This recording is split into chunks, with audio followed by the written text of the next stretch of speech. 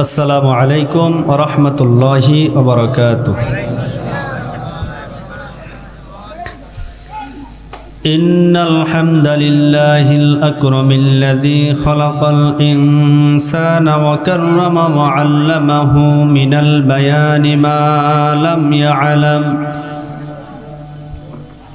فسبحان الذي لا يحصى امتنانه باللسان ولا بالقلم. نشهد أن لا إله إلا الله وحده لا شريك له، ونشهد أن سيدنا وحبيبنا ومولانا محمدا عبده ورسوله الذي أرسل رسوله بالحق بشيرا ونذيرا وداعيا إلى الله بإذنه وسراجا منيرا. أما بعد، فقد قال الله تعالى في كلامه المجيد وبرهانه التوحيد: أعوذ بالله من الشيطان الرجيم. بسم الله الرحمن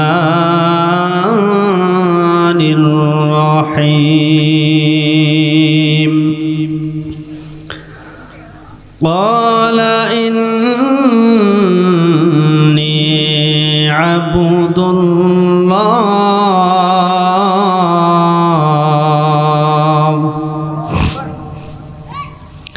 آتاني الكتاب وجعلني نبيا وجعلني مباركا أينما كنتم وأوصاني بالصلاة والزكاة ما دمت حيا. صدق الله العظيم.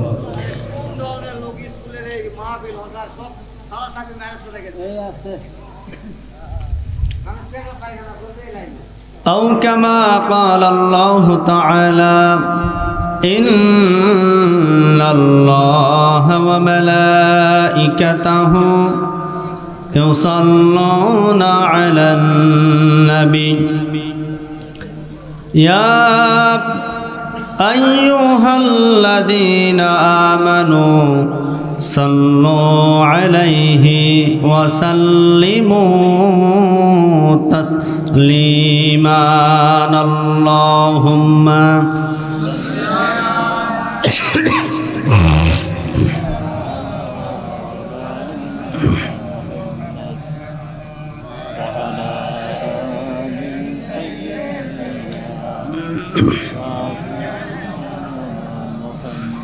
সবাই পরি বালাগাল উলা বিকামালিহি কাশাফাত দুজা বিজামালিহি হাসনাত জামিউ খিসালিহি সাল্লু আলাইহি ওয়া আলিহি। যাদের হৃদয়ে আছে আল্লাহর ভয়, তারা কভু পথ ভুলে যায় না। আল্লাহর প্রেম সারা এই দুনিয়ায় কারো কাছে কোনো কিছু চায় না। রাতের আধারে যারা সেজদাতে রয়, দু চোখের শ্রুতি নদী যেন বয়। চলনার হাতছানি যত আসুক, চলনার হাতছানি যত আসুক, পিছনে ফিরেও সে তাকায় না। যাদের হৃদয়ে আছে আল্লাহর ভয়, তারা কভু পথ ভুলে যায় না। আল্লাহর প্রেম সারা এই দুনিয়ায় কারো কাছে কোনো কিছু চাই না। বালাগাল উলা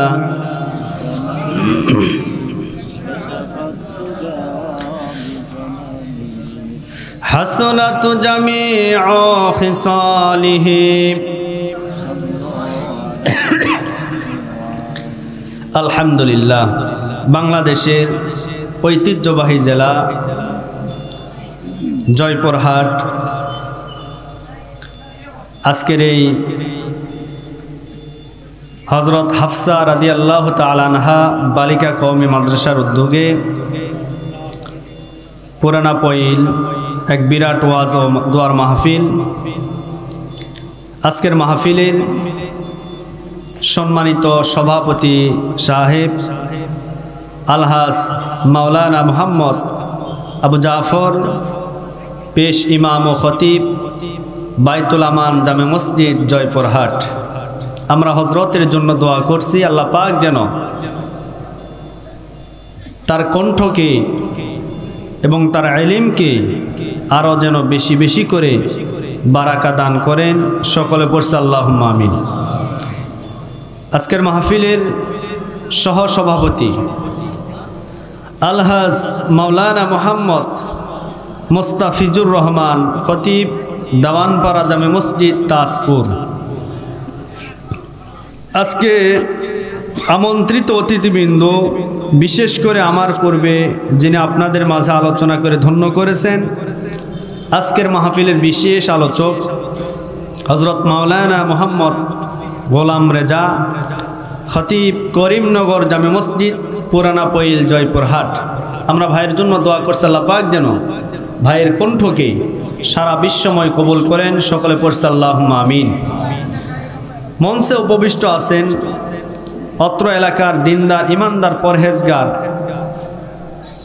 মুত্তাকিন, সালেহিন, দিন প্রিয়, ইসলাম প্রিয় ওলামায়ে কেরাম। আমার সামনে বসে আছেন আমার সমবয়সী যুবক ভাইয়েরা, বাবার বয়সী মুরব্বিয়ানে কেরাম, বসে আছে পর্দার আড়ালে সম্মানিতা মা এবং বোনেরা। সকলের প্রতি হৃদয় নিংড়ানো সালাম, আসসালামু আলাইকুম ওয়া রাহমাতুল্লাহি ওয়া বারাকাতুহু। আপনারা সকলে কেমন আছেন? সবাই ভালো আছেন তো? আমাদেরকে ভালো রেখেছেন কে? আমাদেরকে সুস্থ রেখেছেন কে? জয়পুরহাটের মানুষ, এতগুলা মানুষ, কিন্তু আপনাদের আওয়াজ দেখে মনে হচ্ছে এই জায়গায় পুরুষ মানুষ নয়, মহিলা বসে আছে। আমাদের এলাকায় দুইজন মহিলাও যদি ঝগড়া করে এর চাইতে বেশি সাউন্ড হবে। তা আপনারা পুরুষ না মহিলা? দেখেন, বলতেও শরম লাগে, পুরুষ না মহিলা? এজন্য পুরুষ যদি হয়ে থাকেন পুরুষের মতো আওয়াজ দেওয়ার দরকার আছে না নাই? সবাই বলেন, আমাদেরকে সুস্থ রাখেন কে? আমাদেরকে ভালো রাখেন কে? সে আল্লাহর জন্য পড়ছে আলহামদুলিল্লাহ। আরো আওয়াজ দিয়ে পড়ুন আলহামদুলিল্লাহ। আমাদেরকে এই মুহূর্তে ভালো থাকারই কথা, কারণ দীর্ঘ 15টি বৎসরের যে বোঝা এই মুহূর্তে আমাদের মাথার উপরে আর নেই। এটা দূর করেছেন কে? সবাই বলেন কে? দীর্ঘ 15টি বৎসর বাংলাদেশে আমরা স্বাধীনভাবে কথা বলতে পারতাম না, স্বাধীনভাবে আমরা চলাফেরা করতে পারতাম না। আমাদের পরিবার, সমাজ, রাষ্ট্র সকল ক্ষেত্রে আমাদেরকে গলা চেপে ধরা হয়েছিল। শুধু তাই নয়, বিগত 15টি বৎসর যে জুলুম আর নির্যাতন সাধারণ মানুষ সহ আলিম ওলামার উপরে যে করা হয়েছে, স্বাধীনতার পর থেকে এই 2008 সাল পর্যন্ত এত জুলুম আর এত নির্যাতন করা হয় নাই। স্বাধীনতার পর থেকে নিয়ে 2008 সাল পর্যন্ত যত ইসলাম বিদ্বেষী কর্মকাণ্ড বাংলাদেশে না সংঘটিত হয়েছে, তার চাইতে দ্বিগুণ ইসলাম বিদ্বেষী কর্মকাণ্ড সংঘটিত হয়েছে বিগত 15টি বৎসরে। সুতরাং আমরা বলতে চাই, আমরা এখন স্বাধীন, আমরা আর পরাধীন থাকতে চাই না। আমরা কোনো জুলুমকারীদেরকে আর ক্ষমতায় বসাতে চাই না। একথাই স্পষ্ট ভাষায় আমরা বলতে চাই, এটা হচ্ছে আলিম ওলামার দেশ, এটা ওলি আউলিয়ার দেশ, এটা 90% মুসলমানদের দেশ।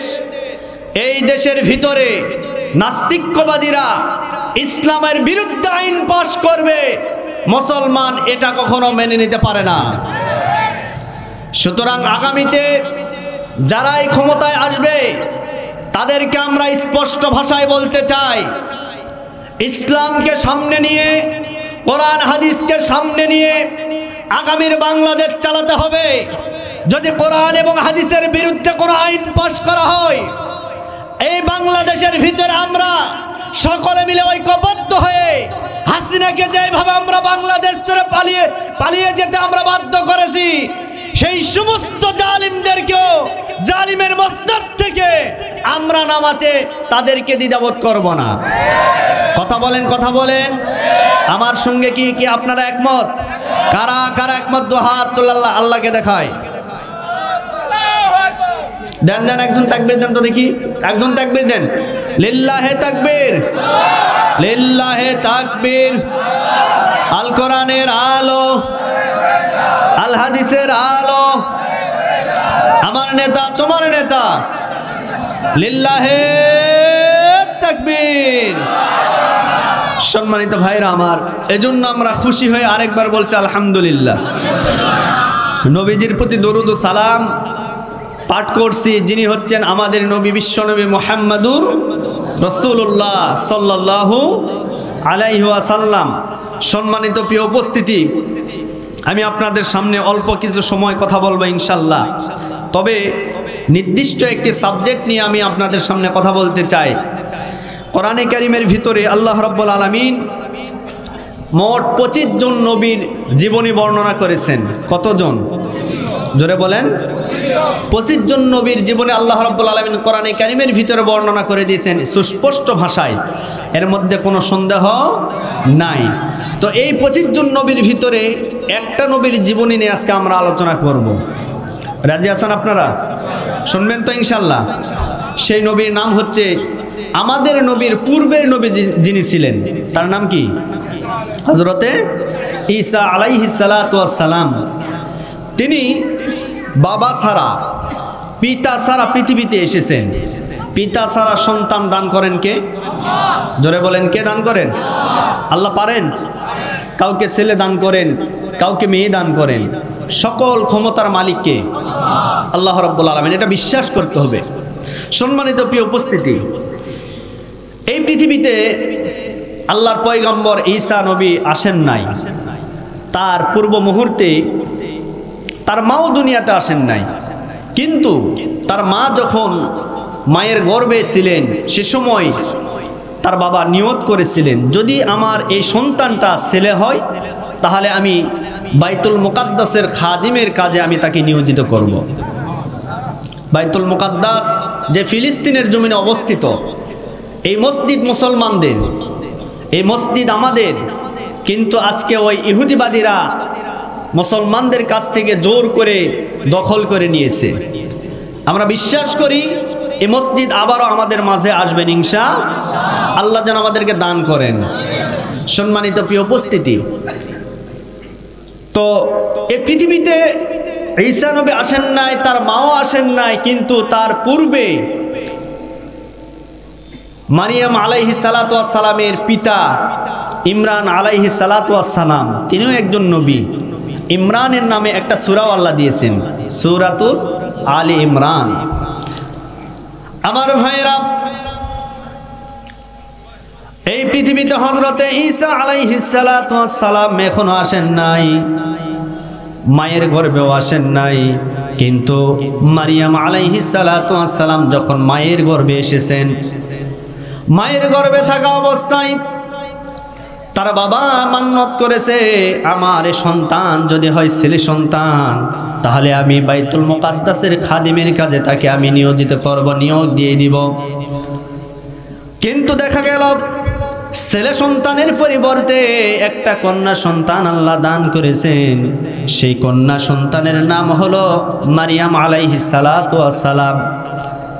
হযরতে মারিয়াম এই দুনিয়াতে যখন চলে আসলেন, আসার পরে এইবার যেহেতু তিনি নিয়ত করেছিলেন, মান্নত করেছিলেন, মান্নত পুরা করা দরকার। মান্নত পুরা করার জন্য ইমরান আলাইহিস সালাতু ওয়াস সালাম করলেন কি, তার সন্তানটাকে বাইতুল মুকাদ্দাসে রেখে আসলেন। বাইতুল মুকাদ্দাসে যখন রেখে আসলেন, হযরতে মারিয়াম আলাইহিস সালাতু ওয়াস সালামকে দেখাশোনা করার জন্য, তাকে লালন পালন করার জন্য বাইতুল মুকাদ্দাসের পাশে একটা কামরা তৈরি করে দেওয়া হলো, একটা ঘর নির্মাণ করে দেওয়া হলো। সেই ঘরের ভিতরে হযরতে মারিয়াম আলাইহিস সালাতু ওয়াস সালাম বড় হতে লাগলেন। এক পর্যায়ে যখন তার বয়সটা যৌবনে পদার্পণ করলো, যৌবনে পদার্পণ করার পরে সে সময় সে এমন আল্লাহর ইবাদত গুজারি হয়ে গেল, আল্লাহর নেককারিনী বান্দি রূপে সে পরিণত, মুস্তাজাবুদ দাওয়া হয়ে গেল। আল্লাহর ইবাদত বন্দেগী করতে করতে এক পর্যায়ে আল্লাহ রাব্বুল আলামিন তাকে এমন করলেন, এমন পর্যায়ে নিয়ে গেলেন, সে আল্লাহর কাছে যেই দোয়া করে সেই দোয়াটাই আল্লাহ রাব্বুল আলামিন কবুল করে নেয়।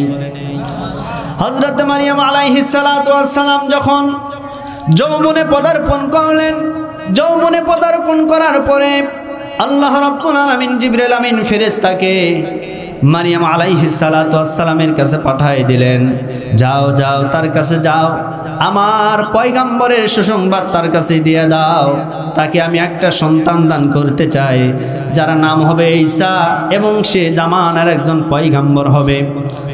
জিবরাইল আমিন ফেরেশতা মারিয়াম আলাইহিস সালাতু ওয়াস সালামের কাছে যখন চলে আসলেন, আসার পরে মারিয়াম আলাইহিস সালাতু ওয়াস সালামকে বললেন, ও নেককারিনী মহিলা, আল্লাহ আপনাকে সুসংবাদ দিয়েছেন, আল্লাহ রাব্বুল আলামিন আপনার মাধ্যমে এই পৃথিবীতে একটা সন্তান দান করবে, যার নাম হবে ঈসা। আমার প্রিয় বন্ধুগণ, সূরা আল ইমরানের 45 নম্বর আয়াতে সুন্দর করে রব্বুল আলামিন জানাই দিয়েছেন, ইয ক্বালাতিল মালাইকাতু ইয়া মারইয়াম ইন্নাল্লাহা ইউবাশশিরুকি বিকালিমাতিন মিনহু ইসমুহুল মাসীহু ঈসা ইবনু মারইয়াম ওয়াজিহান ফিদ দুনিয়া ওয়াল আখিরাতি ওয়া মিনাল মুকাররাবিন।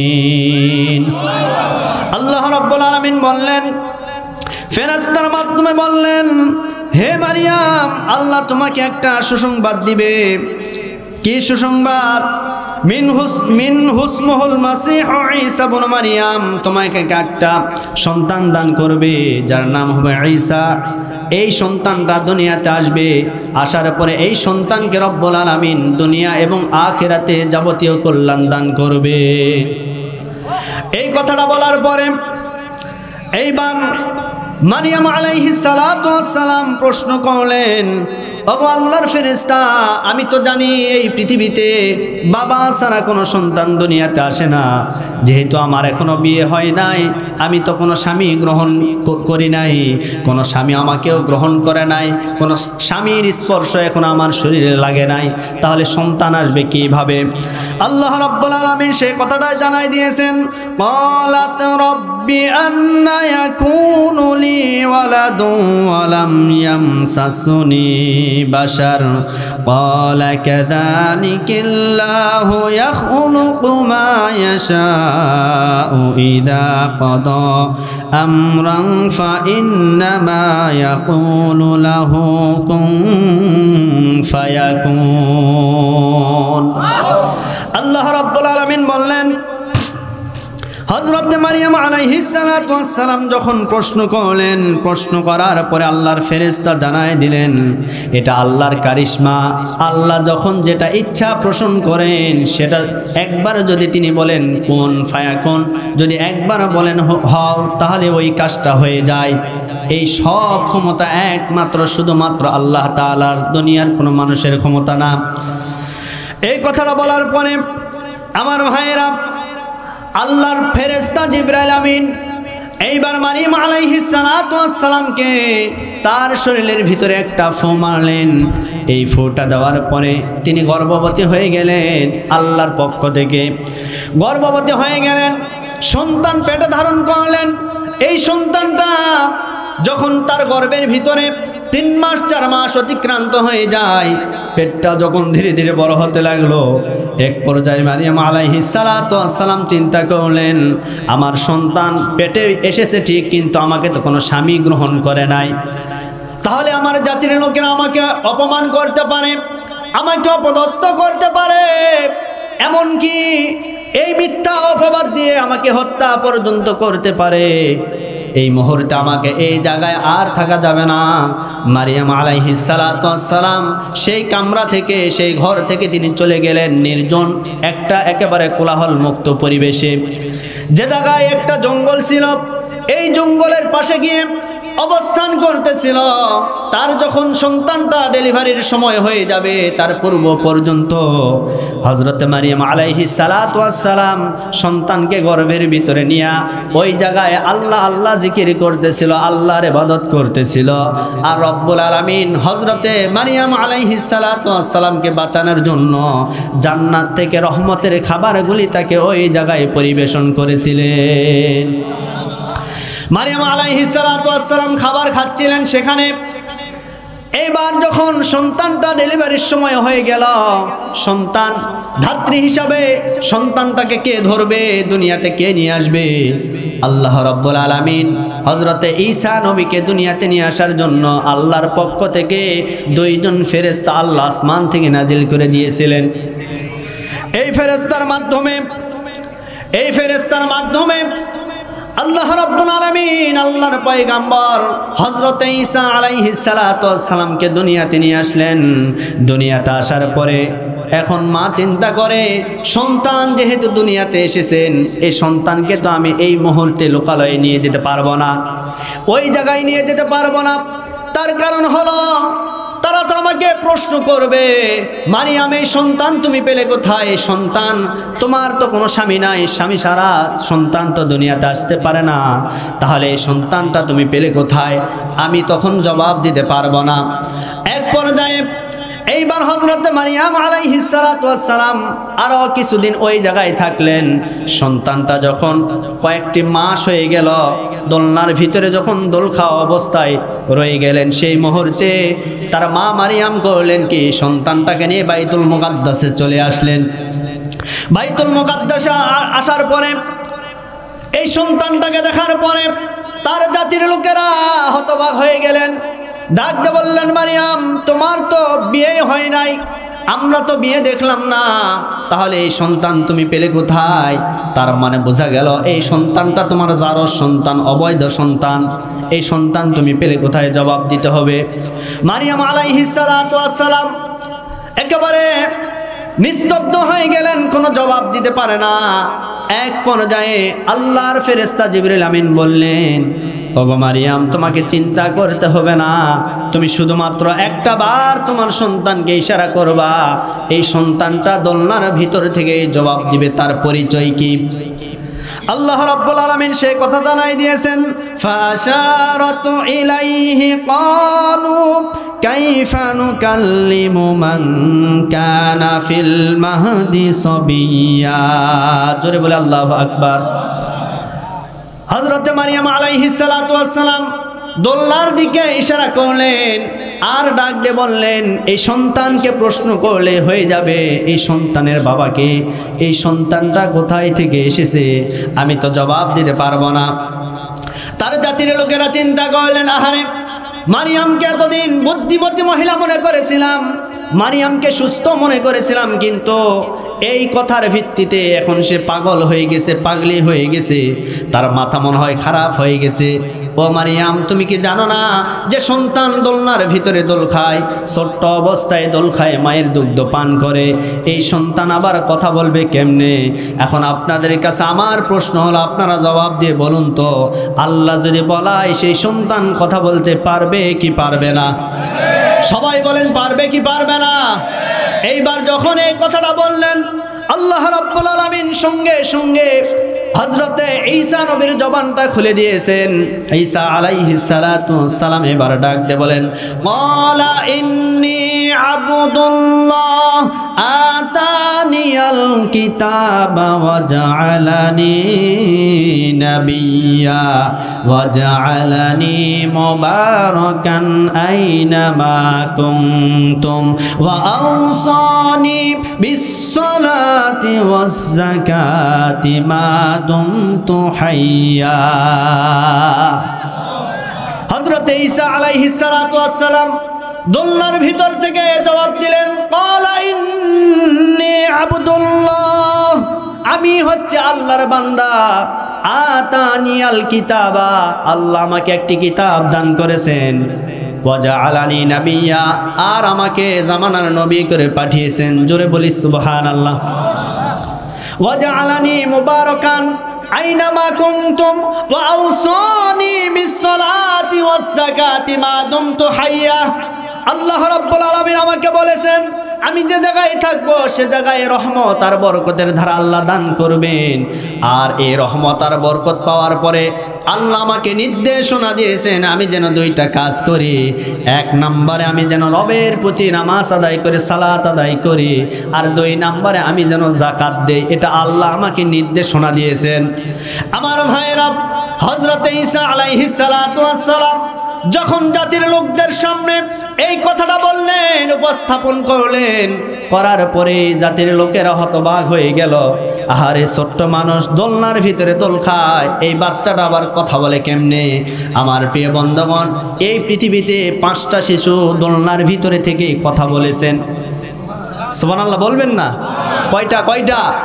তার ভিতরে হযরত ঈসা নবী একজন। এরপরে বনি ইসরাইলের সময় ওই জুরাইস, আল্লাহর একজন ওলি ছিলেন জুরাইস। এই জুরাইসকে বাঁচানোর জন্য একটা বাচ্চা কথা বলেছিলেন। সুবহানাল্লাহ কোন? আমার ভাইরা, আমি যে কথা আপনাদেরকে বোঝাতে যাচ্ছি, এই পৃথিবীতে আল্লাহ রাব্বুল আলামিন যত নবী এবং রাসূলকে পাঠিয়েছেন, যত পয়গাম্বরকে পাঠিয়েছেন, প্রত্যেকটা পয়গাম্বর যে সময় এসেছে সে সময় কাফের বেঈমানদের উৎপাত বেশি ছিল। ওই মুহূর্তে ওই নবী, ওই পয়গাম্বরগুলি এসে ওই জাতির লোকদের কাছে একটা কালেমার দাওয়াত দিয়েছিলেন। সেই কালেমাটা হচ্ছে লা ইলাহা ইল্লাল্লাহ, আল্লাহ ছাড়া কোনো ইলাহ নাই, আল্লাহ ছাড়া কোনো মাবুদ নাই, তোমরা এক আল্লাহর ইবাদত করো। এই দাওয়াতটাই দিয়েছিলেন, যেটা আল্লাহর পয়গাম্বর হযরত ঈসা আলাইহিস সালাতু ওয়াস সালাম দিয়েছিলেন। ঈসা আলাইহিস সালাতু ওয়াস সালাম দোলনার ভিতর থেকে যখন জবাব দিয়ে দিলেন, এইবার ওই জাতির লোকেরা মুখ বন্ধ করে সেখান থেকে চলে গেল। অনেক লম্বা ঘটনা। ঈসা আলাইহিস সালাতু ওয়াস সালাম এইবার ধীরে ধীরে বড় হতে লাগলেন, আল্লাহর পয়গাম্বর হয়ে গেলেন।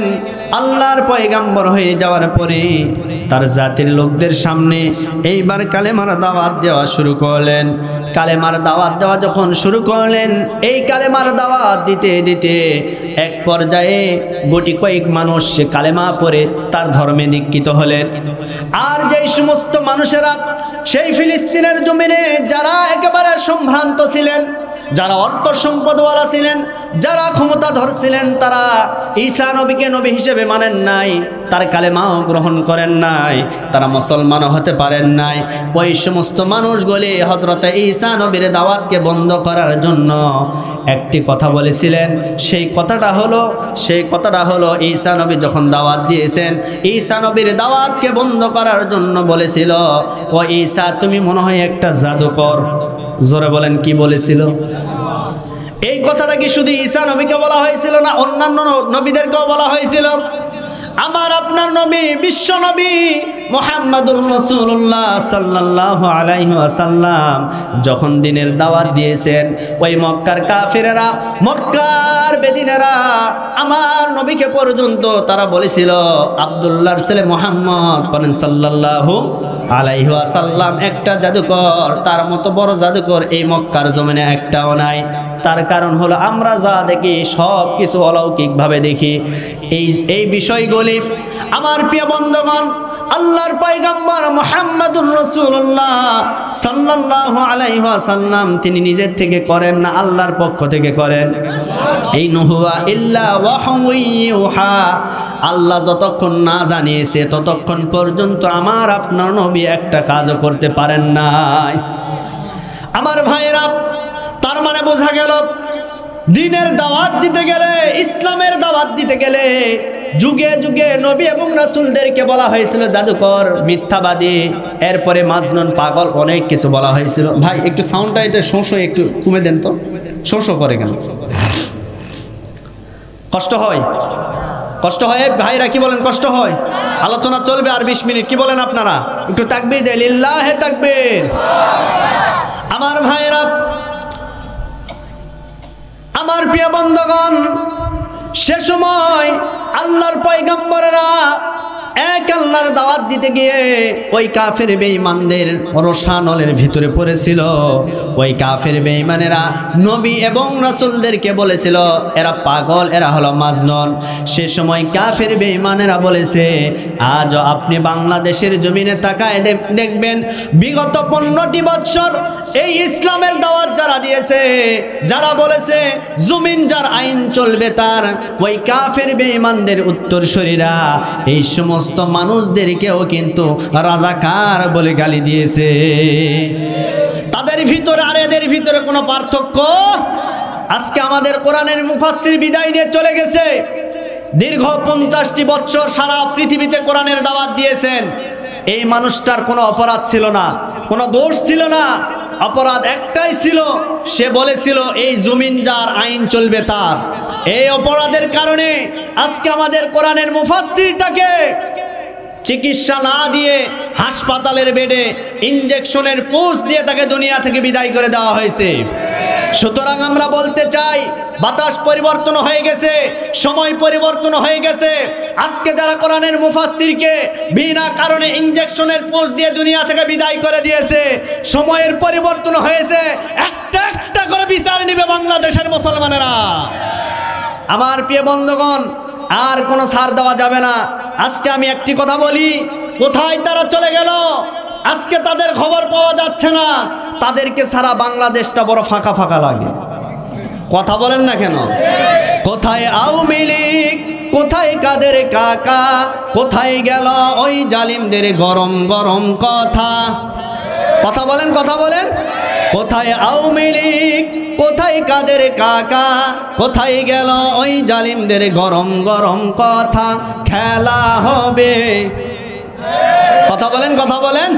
খেলা হবে, খেলা হবে বলে কাকা গেল পালাইয়া, হাসিনা পালাইছে দেশটা সারিয়া, কাওয়া কাদের পালাইছে দেশটা সারিয়া। আল্লাহ তোমার দরবারেতে হাজার শুকরিয়া, আল্লাহ তোমার দরবারেতে হাজার শুকরিয়া, হাসিনা পালাইছে টোপলা টাপলি নিয়া। কথা বলেন, কথা বলেন। আহারে ক্ষমতা আমরা কোনোদিন ভাবি নাই এই অল্প সময়ের ভিতরে এই ছাত্র আন্দোলনের মাধ্যমে এই স্বৈরা শাসক, এই ফেরাউনের বাচ্চারা বাংলাদেশের এইভাবে পালিয়ে যাওয়া আমরা কোনোদিন কল্পনা করি নাই। কিন্তু আল্লাহ এটা আমাদের উপরে রহম করেছেন। সুতরাং আমরা বলতে চাই, আগামীর বাংলাদেশ গড়তে হলে ইসলামপন্থীদের হাতে এই বাংলাদেশের ক্ষমতা তুলে দিতে হবে।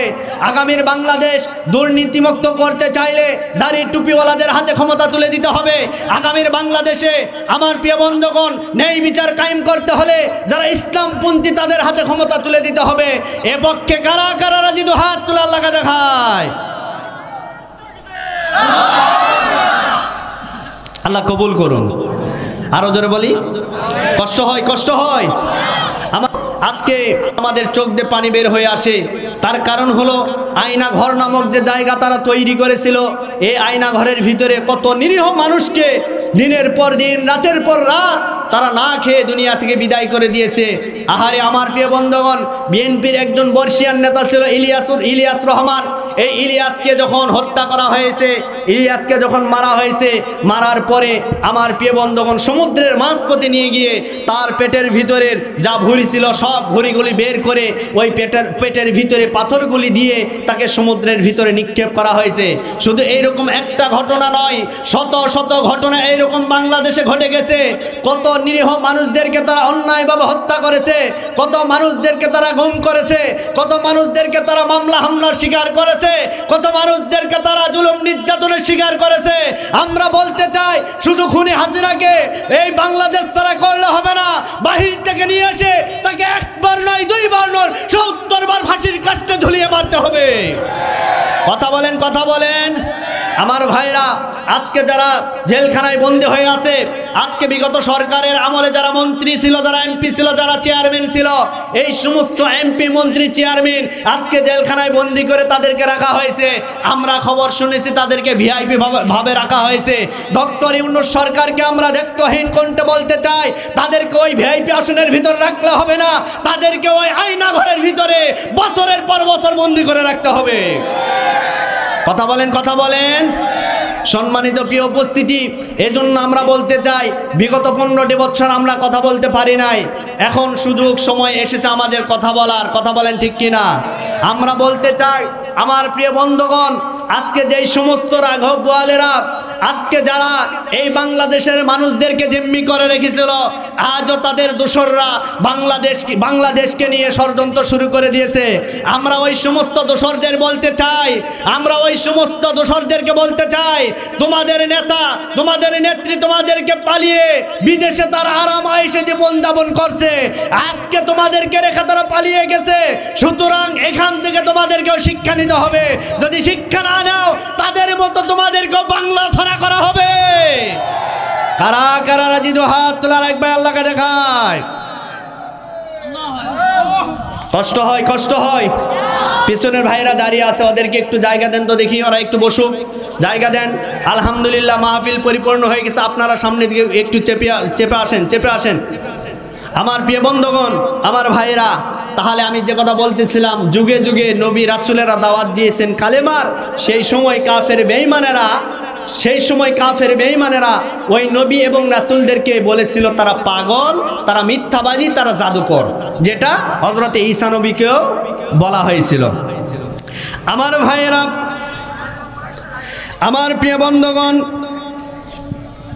এই পৃথিবীতে হযরতে ঈসা আলাইহিস সালাতু ওয়াস সালাম আসার পরে যখন জাতিদের সামনে যখন কালেমার দাওয়াত দেওয়া শুরু করলেন, ওই জাতির লোকেরা তখন তাকে প্রত্যাখ্যান করলেন। ঈসা আলাইহিস সালাতু ওয়াস সালাম বলেছিলেন, ও জাতির লোকেরা, তোমরা আমাকে মেনে নাও, আর যদি তোমরা মেনে না নাও তাহলে কিন্তু তোমাদের জন্য ভয়ঙ্কর পরিণতি সামনের দিকে লক্ষ্য করে দেখতে পারছি। তোমরা যদি আমাকে নবী হিসাবে মেনে না নাও তাহলে তোমাদের উপরে আল্লাহর পক্ষ থেকে গজব চলে আসবে, আমি কিন্তু রক্ষা করতে পারবো না। আর আমি তোমাদেরকে বলছি, আমি যে আল্লাহর পয়গম্বর, আমি যে আল্লাহর নবী, তোমরা আমাকে যে কাজগুলি আল্লাহ পাক আমাকে দান করেছেন, এই কাজগুলি যদি বলি তাহলে তোমরা কি আমাকে নবী হিসেবে মেনে নিবা? জাতির লোকেরা বলেছিলেন অবশ্যই আমরা মেনে নিব। এইবার ঈসা আলাইহিস সালাতু ওয়াস সালাম বলেছিলেন, আল্লাহ রাব্বুল আলামিন আমাকে একটি কিতাব দান করেছেন, সেই কিতাবটির নাম হলো ইনজিল কিতাব। আর আল্লাহ আমাকে তোমাদের জন্য নবী করে পাঠিয়েছেন। শুধু নবী করে পাঠান নাই, প্রত্যেকটা নবী এবং রাসূলকে রব্বুল আলামিন আলাদা আলাদা মুজিজা দান করেছেন। সেই পরিপ্রেক্ষিতে আমাকেও রব্বুল আলামিন কয়েকটা মুজিজা দান করেছেন। এর ভিতরে এক নম্বর মুজিজা হলো হযরত ঈসা আলাইহিস সালাতু ওয়াস সালামের মুজিজা হলো, আমার প্রিয় ভাইরা, এক নম্বর যে মুজিজা, কোন কুষ্ঠরোগী এরপরে কোনো অন্ধ ব্যক্তিকে যদি সে যদি হাত স্পর্শ করে দিত, কোনো অন্ধ ব্যক্তির চোখে যদি হাতটা স্পর্শ করে দিত, ওই অন্ধ ব্যক্তিকে রব্বুল আলামিন সাথে সাথে চক্ষুষ্মান বানায় দিতেন। কোন কুষ্ঠরোগীর শরীরে হাত স্পর্শ করলে ওই কুষ্ঠরোগীকে রব্বুল আলামিন সুস্থ বানায় দিতেন। শুধু তাই নয়, কোন মৃত ব্যক্তিকে যদি তিনি বলতেন জীবিত হয়ে যাও, ওই মৃত ব্যক্তিটা আল্লাহর ইশারায় জীবিত হয়ে যেতেন। সুবহানাল্লাহ কোন। এমন একটা ঘটনা একদিন ঘটে গেল। আল্লাহর পয়গম্বর হযরত ঈসা আলাইহিস সালাতু ওয়াস সালাম রাস্তা দিয়ে চলতেছিল, চলতে চলতে একটা মহিলা রাস্তার পাশে কান্না করতেছিল, মায়া কান্না করতে করতে ঈসা আলাইহিস সালাতু ওয়াস সালাম ওই মহিলাটাকে জিজ্ঞাসা করলেন, মা তোমার কি হয়েছে, তুমি কান্না করো কেন, তুমি কান্না করো কেন, তোমার সমস্যা কি? এইবার ওই মহিলা ডাক দিয়ে বলেন, আমি কান্না করি এই জন্য আজ কয়েকটা দিন হয়ে গেল আমার সন্তানটা দুনিয়া থেকে বিদায় নিয়ে চলে গেছে, আমার সন্তানটা মারা গেছে। আজকে কয়েকটা দিন হলো সন্তানের ব্যথায় ব্যতীত হয়ে আজকে আমি এই জায়গায় কান্না করছি। এইবার ওই মহিলা ডাক দিয়ে বলেন, যতক্ষণ পর্যন্ত আমার মৃত্যু না হবে ততক্ষণ পর্যন্ত আমি এই জায়গা থেকে বাড়িতে যাব না, কারণ আমার সন্তানের স্মৃতিগুলো আমার মনে পড়ে যায়, আমার সন্তানের কথাগুলি বারবার মনে পড়ে যায়। আমার ভাইরা, এজন্য আমি একটি কথা বারবার বলি, এই পৃথিবীতে আপনার আপন কিন্তু কেউ না, আপনার আপনজন হচ্ছে দুইজন ব্যক্তি। এই পৃথিবীর জমিনে দুইজন ব্যক্তি, একটা হচ্ছে আপনার মা আর একটা হচ্ছে আপনার বাবা।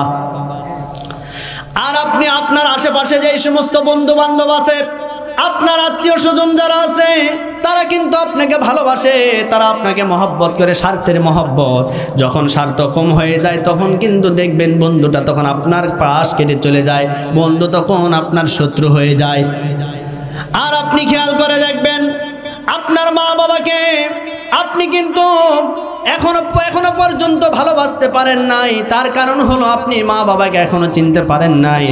আজ পর্যন্ত আমি আমার মা বাবাকে যতদিন আমি দেখেছি, মা বাবা আমাকে মহব্বত করে, কোনো স্বার্থের জন্য মহব্বত করে না।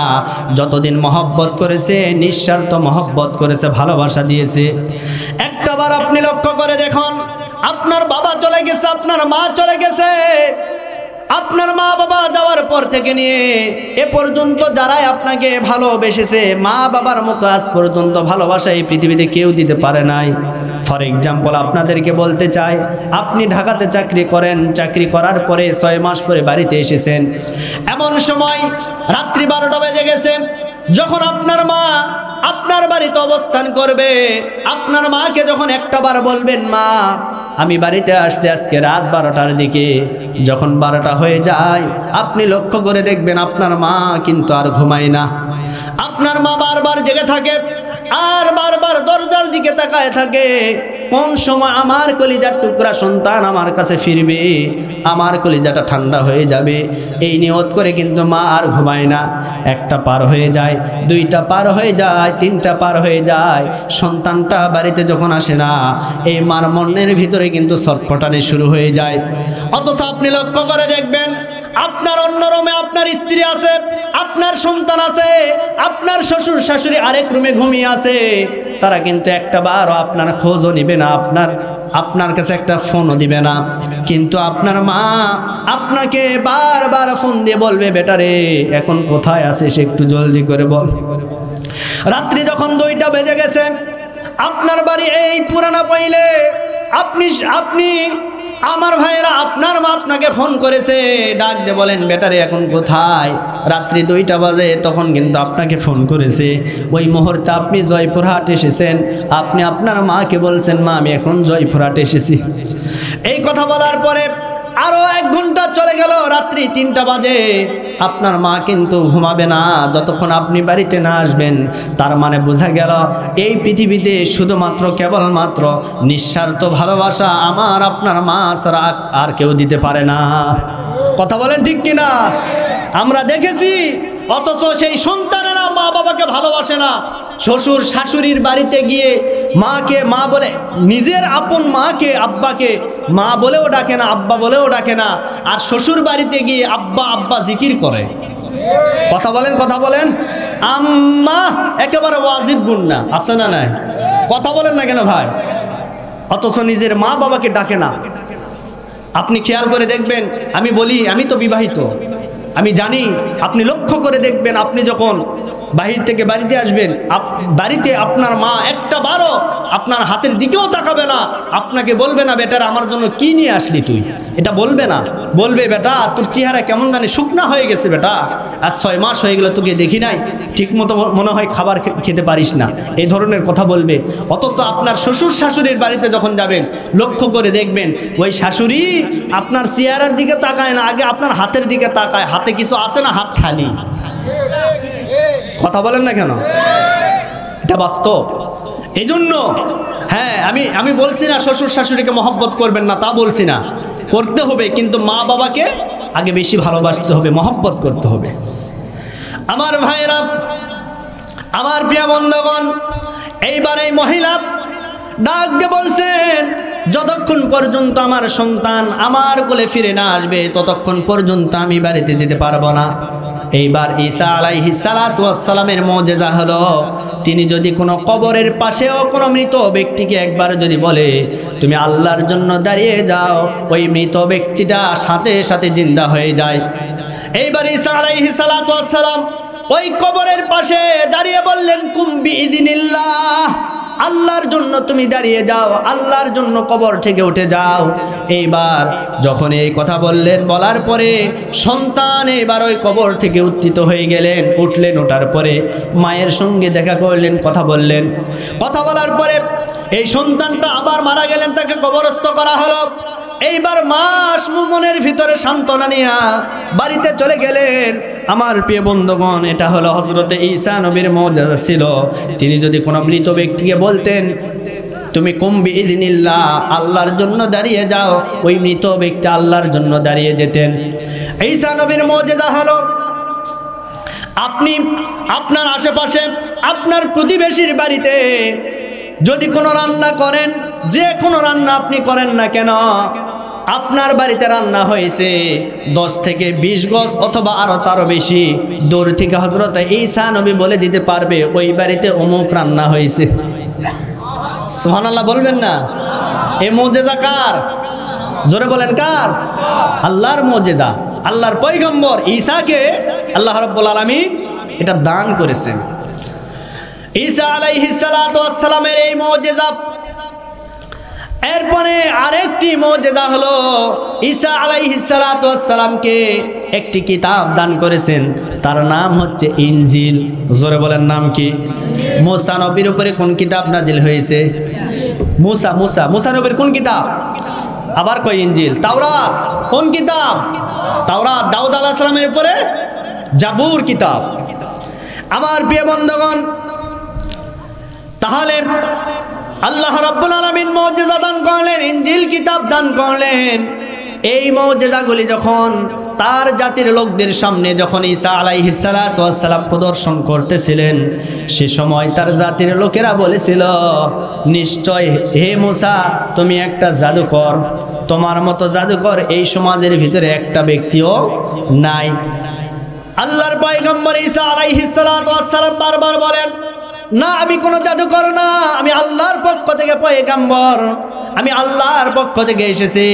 আমি যে জায়গায় থাকবো আল্লাহ আমার জন্য বরকত দান করবেন। আর আল্লাহ আমাকে 2টা শিক্ষা দিয়েছেন, একটা নামাজের শিক্ষা আর একটা যাকাতের শিক্ষা। আমার প্রিয় বন্ধুগণ, আল্লাহর বান্দা যারা হবে তারা নামাজ আদায় করবে, তারা টাকা পয়সা থাকলে যাকাতও দিবে। কিন্তু আজ আমার সমাজের ভিতরে নামাজি বেশি না বেনামাজি বেশি? কথা বলেন না কেন?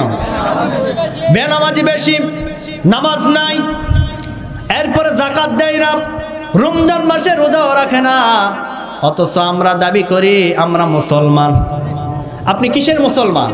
আপনি কিসের মুসলমান? তুমি রমজান এলে রাখো না রোজা, দিনকে করো আঘাত, পয়সা করির নাই তো অভাব, দাও না তো যাকাত, তুমি ইমানদারির বড়াই করো, নেই তোমার ইমান। কেমন মুসলমান, কেমন মুসলমান তুমি, কেমন মুসলমান? নামাজের সাথে নাই পরিচয়, মানো না কোরআন, নামাজের সাথে নাই পরিচয়, মানো না কোরআন, তুমি কেমন মুসলমান? তুমি সুদের টাকায় বসত করো, ঘুষ ছাড়ো না, দিন দক্ষিণা খেয়ে মরে খবর রাখো না, তুমি বিজাতীয়, তুমি বিজাতিদের সংস্কৃতিতে সফেছ পরাণ। কেমন মুসলমান, কেমন মুসলমান তুমি, কেমন মুসলমান? নামাজের সাথে নাই পরিচয়, মানো না কোরআন, নামাজের সাথে নাই পরিচয়, মানো না কোরআন, তুমি কেমন মুসলমান? তুমি নবীর উম্মত দাবি করো, সুন্নাহ মানো না, নবীর অপমানে তোমার হৃদয় কাঁদে না। কথা বলেন, কথা বলেন। তুমি নবীর উম্মত দাবি করো, সুন্নাহ মানো না, নবীর অপমানে তোমার হৃদয় কাঁদে না। তুমি বিচারী অবিচার করো, সাজিয়া প্রধান, কেমন মুসলমান, কেমন মুসলমান তুমি, কেমন মুসলমান। নামাজের সাথে নাই পরিচয়, মানো না কোরআন। নামাজের সাথে নাই পরিচয়, মানো না কোরআন। তুমি কেমন মুসলমান, কেমন মুসলমান তুমি, কেমন মুসলমান। লিল্লাহে তাকবীর। নামাজ পড়ার দরকার আছে না নাই? কয় ওয়াক্ত? 10 ওয়াক্ত নাকি 5 ওয়াক্ত? কয় ওয়াক্ত? 5 ওয়াক্ত নামাজ পড়বো তো ইনশাল্লাহ। আমার ভাইরা, আমাদের সমাজের ভিতরে সিজনালি নামাজ আছে, আছে না নাই? হ্যাঁ, কিছু কিছু মানুষ আছে দেখবেন সিজন আসলে নামাজ পড়ে।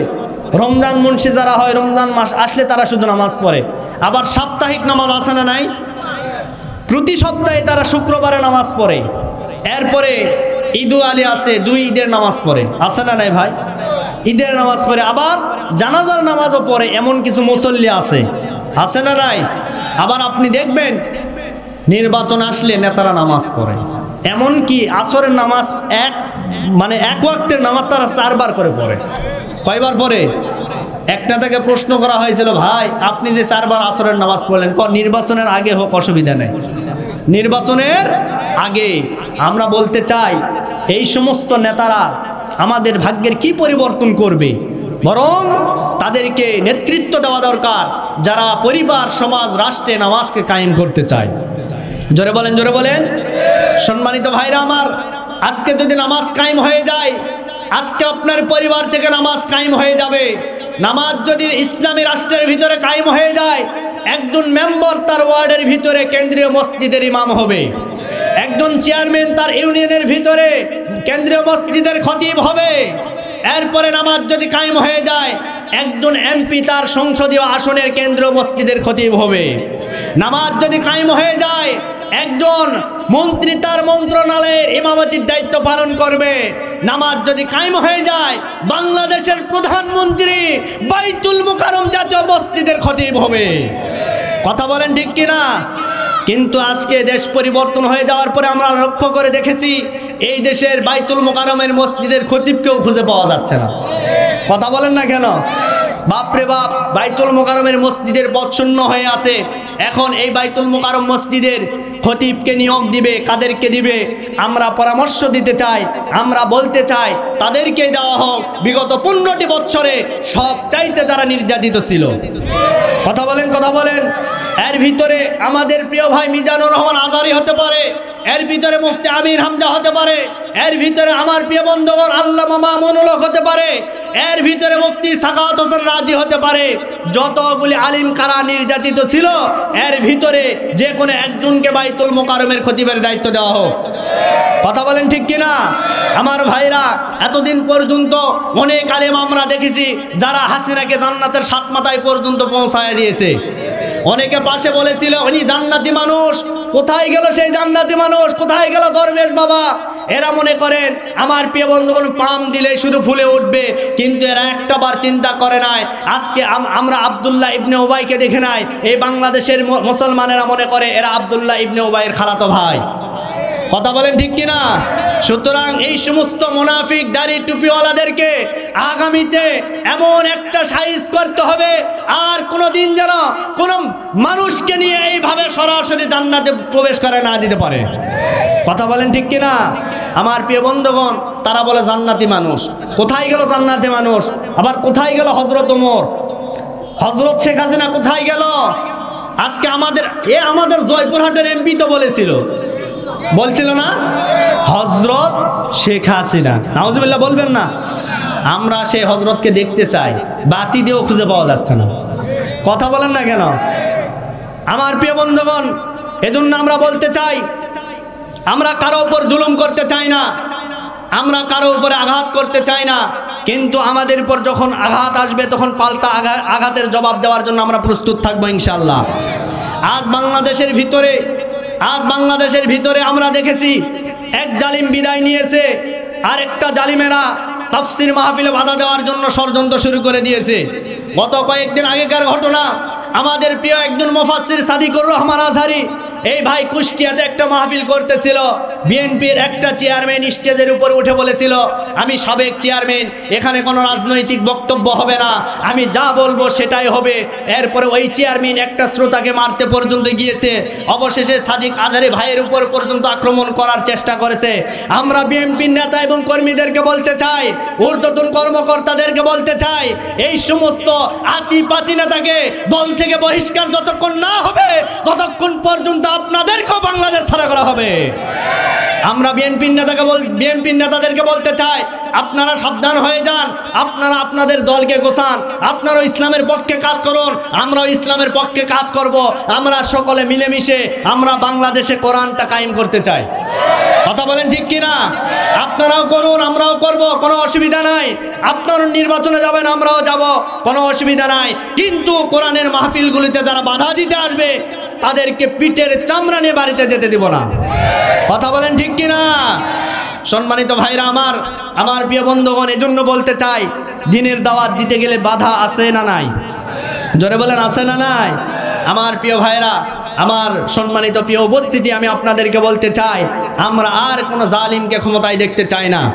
বাংলাদেশ এমন একটি দেশ, যেই দেশের ভিতরে ইসলাম বেশি, 90% মুসলমানদের দেশের ভিতরে আমরা কত রাজনৈতিক ব্যক্তিদেরকে আমরা দেখেছি। আমরা শেখ মুজিবের শাসন দেখেছি, আমরা জিয়ার শাসন দেখেছি, আমরা খালেদার শাসন দেখেছি, আমরা হাসিনার শাসন দেখেছি। আমরা আর অন্য কোনো শাসন দেখতে চাই না, আমরা দেখতে চাই আগামীতে কোরআনের শাসন। কথা বলেন ঠিক কিনা? যারা বলবে আমরা কোরআন দিয়ে রাষ্ট্র পরিচালনা করব, আমরা বলবো আমরা তাদেরকে ভোট দিব। কি কথা বলেন না কেন? আমার পক্ষে কি আপনারা একমত? কারা কারা একমত? দু হাত তুলে আল্লাহকে দেখায় দেয়।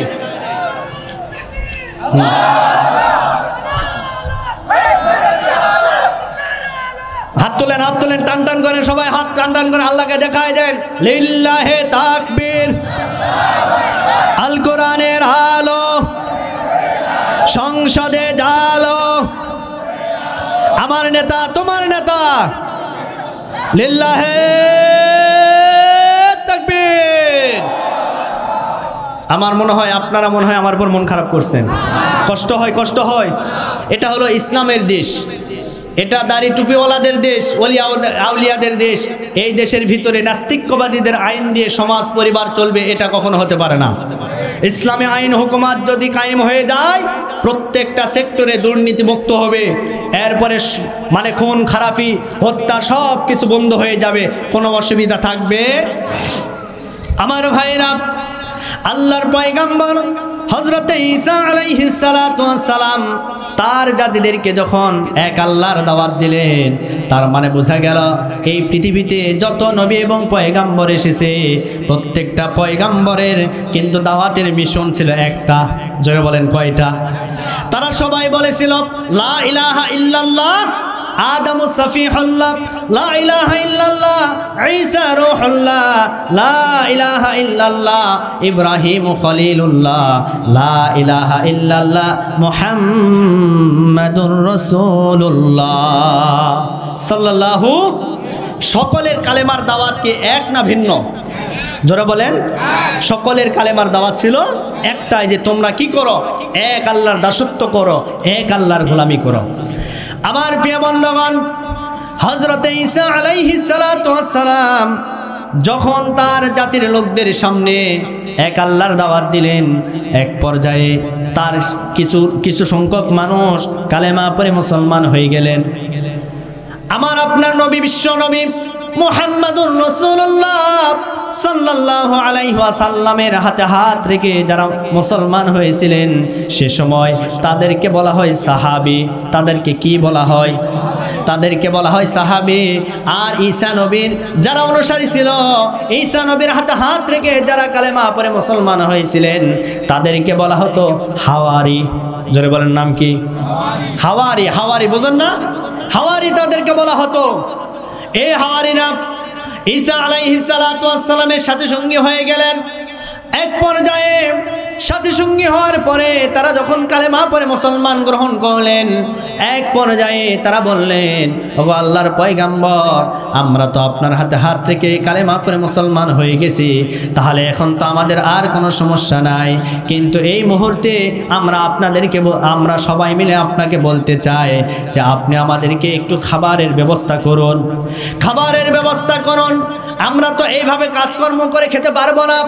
আল্লাহর পয়গম্বর ঈসা আলাইহিস সালাতু ওয়াস সালাম আল্লাহর কাছে দোয়া করলেন। প্রতিদিন সকালবেলা তাদের দরজার সামনে, গেটের সামনে খাবারগুলি রেখে যাওয়া হতো, তারা পরিমাণ মতো খেতেন। এমনকি আমার প্রিয় বন্ধুগণ, পরের দিন আবার সকালবেলা যখন তারা ঘুম থেকে উঠত, তাদের সামনে খাবারগুলি রেখে যাওয়া হতো। এইভাবে তারা প্রতিদিন খেতে খেতে এক পর্যায়ে আমার ভাইরা তারা যখন অলস জীবন যাপন শুরু করে দিলেন, আল্লাহর পয়গম্বর ঈসা আলাইহিস সালাতু ওয়াস সালাম তাদেরকে বললেন, এই মুহূর্তে আমি তোমাদেরকে বলতে চাই, তোমরা প্রতিদিন খাবার খাও কিন্তু অলস জীবন যাপন করো। এখন থেকে একদিন নয়, 2 দিন পর পর তোমাদের জন্য আল্লাহর পক্ষ থেকে খাবার চলে আসবে, আল্লাহর পক্ষ থেকে খাবার চলে আসবে।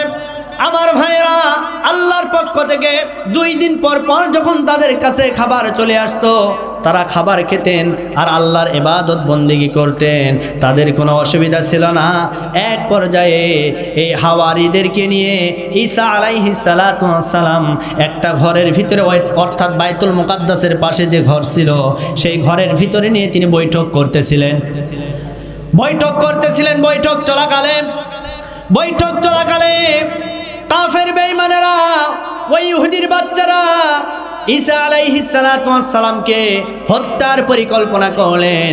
তাদের সেই সময় যে বাদশা ছিল, ওই বাদশার কাছে তারা গিয়েছিল, ডাক দিয়ে বলেন, বাদশা মহোদয়, আমরা তো ঈসার ধর্মকে আমরা তো কোনোভাবেই আমরা বাধা দিতে পারছি না, কি করা যায়। ওই বাদশা তখন তাদেরকে বলেছিল, তোমরা কি করো, ঈসা এবং তার দলবল যারা আছে, তাদের সাথী সঙ্গী যারা আছে, তাদের সহকারে দুনিয়া থেকে বিদায় করে দাও, তাকে হত্যা করে ফেলো, তাকে মেরে ফেলো। যদি তোমরা মারতে পারো তাহলে তার ধর্মকেও আমরা বন্ধ করতে পারবো। এই কথাটা বলার পরে এইবার তারা যখন সবাই মিলে পরামর্শ বৈঠক করার পরে ঈসা আলাইহিস সালাতু ওয়াস সালামকে মারবেন, দুনিয়া থেকে বিদায় করে দিবেন। চতুর্দিকে তারা ঘেরাও করে রেখেছে, বাড়িটা একেবারে ঘেরাও করে রেখেছে। এক পর্যায়ে আল্লাহর পক্ষ থেকে জিবরিল আমিন ফেরেশতা চলে আসলেন। আসার পরে বলেন, ওগো আল্লাহর পয়গম্বর, আপনার এই জাতির লোকেরা, এই কাফের বেঈমানেরা, ওই ইহুদির বাচ্চারা আপনাকে হত্যা করতে চায়, আপনাকে মারতে চায়, কিন্তু আল্লাহ তো আপনাকে মারবে না, আপনি চিন্তাও করবেন না, আপনি বিচলিত হবেন না, আপনি ধৈর্য ধারণ করবেন, আর আল্লাহ রাব্বুল আলামিন আপনার উপরে রহমত বরকত নাজিল করবে, আল্লাহ আপনাকে হেফাজত করবে। তবে আপনি এই মুহূর্তে আপনার সামনে যে হাওয়ারিগণ বসে আছে, তাদের ভিতর থেকে একটা যুবককে আপনি ঠিক করবেন, ওই যুবকটাকে জীবন দিতে বলবেন, শহীদ হতে বলবেন। তার কারণ হলো এই মুহূর্তে রব্বুল আলামিন আপনাকে আসমানে উঠায় নেবে, আর ওই যুবকটাকে তাদের সামনে দুনিয়া থেকে শহীদ করে দিবে। এতে করে তারা যেন বুঝতে পারে ঈসা নবী দুনিয়া থেকে বিদায় নিয়ে চলে গেছে। এইবার ঈসা আলাইহিস সালাতু ওয়াস সালাম সবাইকে বললেন, কোন যুবক আছো আমার জন্য, আল্লাহর জন্য জীবন দিতে রাজি আছো? কোন যুবকটা শহীদ হতে রাজি আছো? যদি শহীদ হতে পারো, কিয়ামতের ময়দানে আমি সহ আমার পরে যেই নবী আসবে, শেষ নবী মুহাম্মদুর রাসূলুল্লাহ, সেই নবীর সাথে আমি সহ সকলে মিলে আমরা জান্নাতে প্রবেশ করব।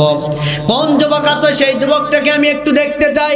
আমার ভাইরা, ইসলামের জন্য, দ্বীনের জন্য যারা শহীদ হয়, ইসলামের জন্য যারা জীবন দেয়, এই সমস্ত মানুষগুলির কোনো ভয় নাই, কোনো চিন্তা নাই। মরণের পরে রব্বুল আলামিন তাদের জন্য উত্তম জায়গা, আল্লাহর জান্নাত তৈরি করে রেখেছেন। আর যারা মারা যায় তাদেরকে মৃত বলা যাবে? আল্লাহ রাব্বুল আলামিন বলেন, ওয়ালা তাকুলু লিমান ইয়াকতালু ফি সাবিলিল্লাহি আমওয়াতান বাল আহইয়াউন ওয়ালাকিন লা তাশউরুন। আল্লাহ বলেন, যারা আমার রাস্তায় নিহত হয়, মারা যায়, তাদেরকে তোমরা মৃত বলো না, তারা শহীদ, তারা জিন্দা থাকে।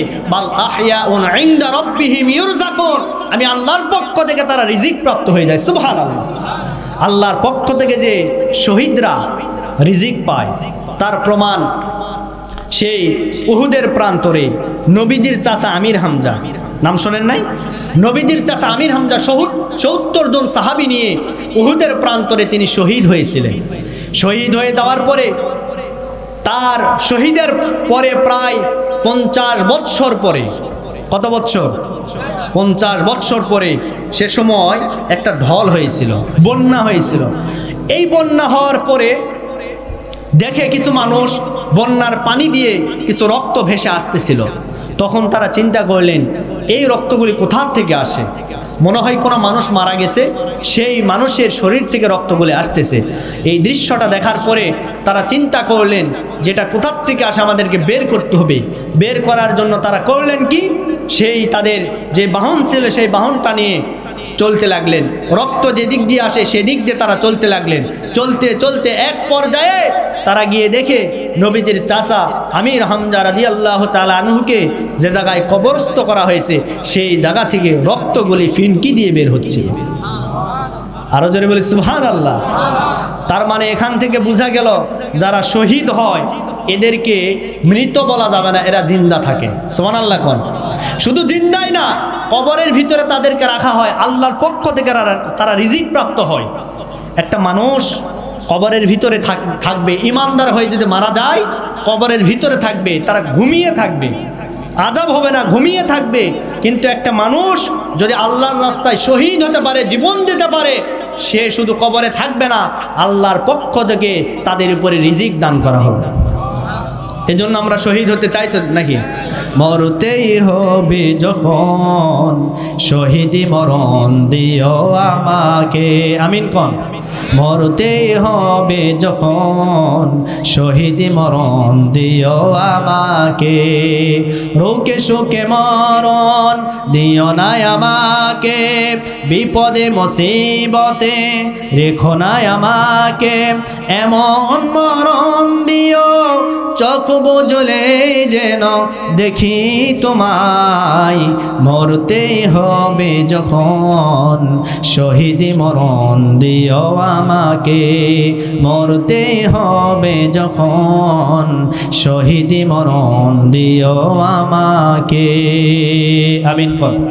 আরো জোরে বলে আল্লাহুম্মা আমিন। আল্লাহ যেন আমাদেরকে শহীদের রাস্তায় আমাদেরকে জীবন দিয়ে আল্লাহর রাস্তায় যেন শহীদি তামান্না নিয়ে আমরা যেন মরতে পারি, আল্লাহ যেন কবুল করেন। আরো জোরে বলেন। আমার ভাইয়েরা, আল্লাহর পয়গম্বর হযরত ঈসা আলাইহিস সালাতু ওয়াস সালাম এইবার একটা যুবককে বললেন, হে যুবক তুমি দাঁড়িয়ে যাও। কোন যুবক আছো? আমার জন্য আল্লাহর জন্য জীবন দিতে রাজি আছো? দাঁড়িয়ে যাও। একটা যুবক দাঁড়িয়ে গেল। দাঁড়িয়ে যাওয়ার পরে আমার ভাইরা এইবার ওই যুবকটাকে আমার প্রিয় বন্ধুগণ হত্যা করা হলো। ওই যুবকটাকে ঈসা নবীর আকৃতি দান করা হলো। আকৃতি দান করার পরে ওই যুবকটাকে ওই ঘরের ভিতরে রাখা হলো। ঈসা আলাইহিস সালাতু ওয়াস সালাম এইবার তিনি চলে গেলেন আল্লাহর কাছে, আসমানে উঠিয়ে নেওয়া হলো। তিনি জিন্দা আছেন, তিনি এখনো মারা যান নাই। এই যুবকটাকে ঈসা নবীর আকৃতি দান করার কারণে তার জাতির লোকেরা হযরত ঈসা আলাইহিস সালাতু ওয়াস সালামকে মারলেন, শুলে চড়ালেন। চড়ানোর পরে তাকে দুনিয়া থেকে বিদায় করে দিলেন। আজও পৃথিবীতে যারা ইহুদি আছে, যারা খ্রিস্টান আছে, তারা কিন্তু মনে করে ঈসা নবীকে মারা হয়েছে, শুলে চড়ানো হয়েছে, এই বিশ্বাস নিয়ে কিন্তু তারা এখনো আছে। এই জন্য ওই ইহুদিদের ভিতরে, ওই খ্রিস্টানদের ভিতরে এখনো বিভিন্ন দলে দলে বিভক্ত হয়ে গেছে। তার কারণ হলো অনেক ইহুদি আছে তারা মনে করে ঈসার যেহেতু বাবা নাই, তিনি হচ্ছেন আল্লাহর সন্তান। নাউজুবিল্লাহ কোন? আবার অনেকে মনে করে ঈসার যেহেতু কোনো বাবা নাই, ইনি হচ্ছেন খোদা, ইনি হবেন রব। এইটা অনেক ইহুদিরা মনে করে। আবার অনেকে মনে করে না, ঈসা যেহেতু মায়ের গর্ভ থেকে এসেছেন, দুনিয়াতে এসেছেন, তার তো কোনো পিতা নাই, তার তো কোনো বাবা নাই, অবশ্যই সে একটা জারর সন্তান। নাউজুবিল্লাহ কোন? আবার সর্বশেষ যারা মনে করে বাবা ছাড়া, পিতা ছাড়া, ঈসা দুনিয়াতে এসেছে, তিনি আল্লাহর পয়গম্বর, আল্লাহ তাকে কিতাব দান করেছেন। সুতরাং আমরা নবী হিসাবে তাকে অবশ্যই বিশ্বাস করি। এই সমস্ত মানুষগুলি হচ্ছে ঈমানদার মানুষ। এটা আমরা মনে করি। আমরা মনে করি ঈসা হচ্ছেন কার পয়গম্বর? জোরে বলেন, কার পয়গম্বর? আল্লাহর পয়গম্বর। আল্লাহ রাব্বুল আলামিন তার প্রতি কিতাব দিয়েছেন, এমন কি বলেছেন, সে যেখানে থাকবে, সে জায়গায় থাকবে, আল্লাহ রহমত আর বরকত দান করবেন। সুবহানাল্লাহ। আজকে যে ফিলিস্তিনের জমিনে আপনি তাকায় দেখেন, এই পৃথিবীতে যত নামি দামি, যত বড় বড় নবী এবং পয়গম্বর এসেছে, প্রত্যেকটার বাসস্থান ছিল সেই ফিলিস্তিনের জমিন। আল্লাহু আকবার। সেই ফিলিস্তিন আজকে ওই ইহুদিবাদীরা দখল করে নিয়েছে। সেই ফিলিস্তিনের জমিনে আজকে মুসলমানদের ঠিকঠাক ভাবে ইবাদত করতে দেওয়া হয় না। আমরা বলতে চাই, আল্লাহ রাব্বুল আলামিন একদিন ফিলিস্তিন আমাদের দান করবেন। সেই ফিলিস্তিন মুসলমানদের হাতে আসবে। ইহুদি নামক রাষ্ট্র, ইসরায়েল নামক রাষ্ট্র পৃথিবীর মানচিত্র থেকে ঈসা আলাইহিস সালাতু ওয়াস সালামের মাধ্যমে এই পৃথিবীর মানচিত্র থেকে মুছে দেওয়া হবে। লিল্লাহি তাকবীর। প্রধান মেহমানের আগমন। মাহফিল কমিটির পক্ষ থেকে মাওলানা জুলফিকার আলী আনসারী সাহেবের আগমন। লিল্লাহি তাকবীর। আল কোরআনের আলো, আল হাদিসের আলো। লিল্লাহি তাকবীর। আসসালামু আলাইকুম। এই ফোনটা নাও তো।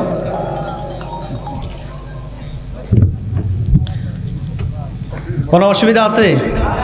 কোনো সমস্যা আছে? আমি এখনই মাইক ছেড়ে দেবো ভাই। আপনারা মনে হয় রাগ করছেন আমার উপরে, কষ্ট পাইছেন?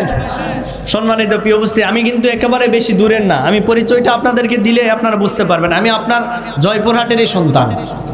আমার বাড়ি বেশি দূরে না, কালাই থানা আমার বাড়িতে। আমি জয়পুরহাটের সন্তান। আলহামদুলিল্লাহ আপনাদের দোয়ায় কথা বলতেছি সারা বাংলাদেশে।